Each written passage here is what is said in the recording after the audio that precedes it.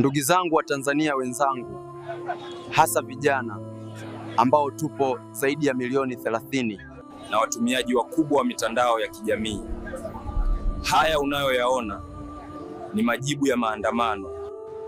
Angalia vijana wenzetu walivyokufa.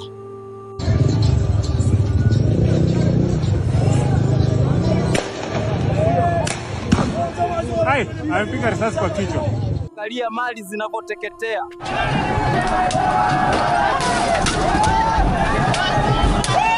Ona miundombinu inavyoharibika. Ndugu zangu, ona moto unavyowaka kila mahali. Hata hao wenzetu waliwaza kama sisi, lakini matokeo yake ndo haya. Sio kwamba nawatisha, hapana, nawakumbusha tu. Msiseme sikuwasanua mapema. Usikubali wazazi wako waishi na majuto ya kukuzaa. Na wengine msije acha mayatima mitaani. Tufanyeni kazi, tuyabadilishe maisha na sio kuandamana. Watu kazi, mtakuwa mmenielewa.